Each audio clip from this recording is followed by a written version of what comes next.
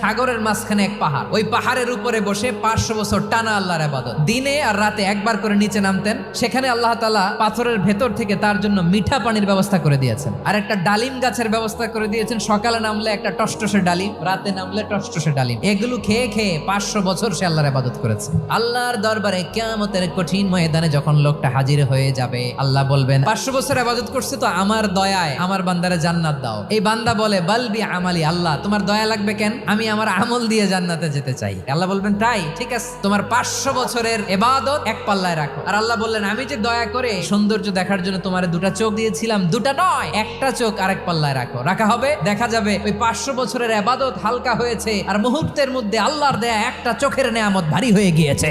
ফলাফল দেখো, হিসাব বলে তুমি এখন জাহান্নামে যাবা, যাও এবার জাহান্নামে যাও। এবার লোকটা কাচুমাচু করে বলে আল্লাহ এবার আমি বুঝতে পেরেছি তোমার দয়া ছাড়া দুনিয়ায় কেউ জান্নাতে যেতে পারবে না।